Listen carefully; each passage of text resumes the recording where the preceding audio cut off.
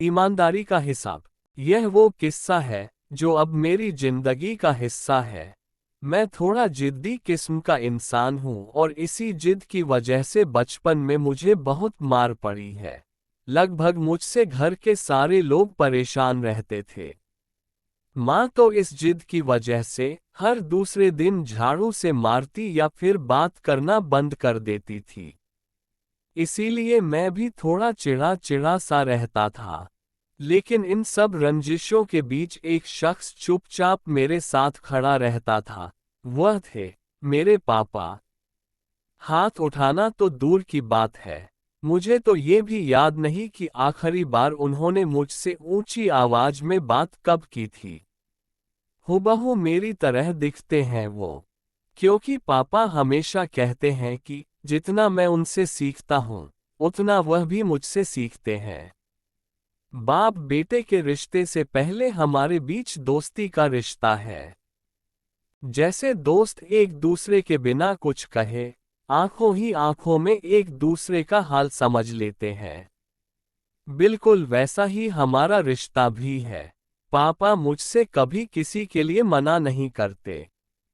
जब मैं उनसे कहीं जाने को कहता या फिर कुछ करने को पूछता हूँ तो वह सिर्फ एक बात बोलते हैं कि बेटा अगर तुम्हें ये गलत नहीं लग रहा तो करो। ये शब्द सुनने के बाद मुझे ना जाने कैसे खुद ब खुद सही और गलत का अंतर समझ आ जाता है। ये बात उस समय की है जब मैं क्लास 5th में पढ़ता था। ठीक 1 तारीख को पापा की तनख्वाह आती और महीने के पहले रविवार की शाम पापा और मैं महीने भर का राशन लेने के लिए एक साथ जाते थे। मुझे आज भी याद है, एक पुरानी सी साइकिल के हैंडल पर 2 थैले बांधकर महीने भर की खुशियां लेकर आते थे। एक बार उस रोज हम राशन लेकर घर वापस आ रहे थे तो पापा की नज़र थैले के ऊपर रखी हुई एक विम बार की बड़ी टिकिया पर गई। पापा ने मुझे रुकने के लिए कहा और हिसाब वाला खाता मांगा। उन्होंने कुछ देर हिसाब वाले खाते में जांच पड़ताल की और बोले, यार, इसने तो छोटी टिकिया के दाम जोड़कर बड़ी टिकिया दे दी।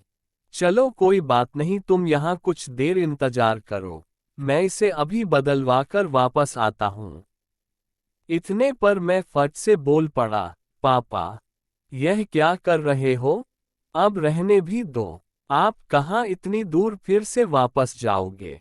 तो पापा एक पल को रुके, जरा सा मुस्कुराए और उस टिकिया को हाथ में लेकर बोले, बेटा, यह मुझे गलत लग रहा है तो मैं ये नहीं करूँगा। पापा वापस दुकानदार के पास चले गए। मैं कुछ देर वहां उनका इंतजार करता रहा।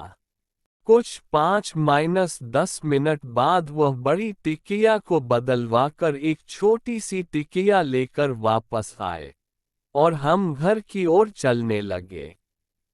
रास्ते में पापा ने एक हाथ से साइकिल को संभाला और दूसरा हाथ मेरे कंधे पर रखते हुए बोले, बेटा, ईमानदारी किसी और से नहीं की जाती, ईमानदारी खुद से होती है।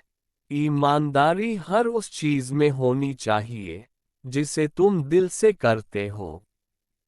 तब जाकर यह समझ में आया कि ईमानदारी सिर्फ पैसों की मोहताज नहीं होती।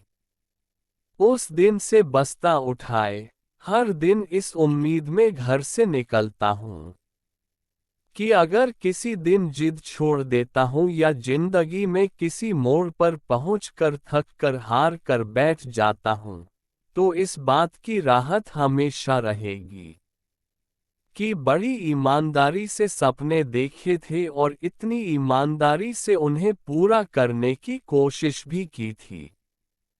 क्योंकि यह जो ईमानदारी है ना, पापा की उस वापस लाई हुई छोटी टिकिया की तरह है, जो गलत नहीं है। सपनों के लिए जोश, जज्बा, जुनून, हौसला, हिम्मत, ये सब बहुत जरूरी है।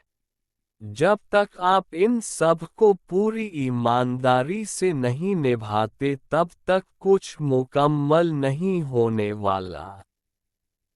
इसीलिए ईमानदार बनो, सबसे नहीं, अपने आप से और खुद से।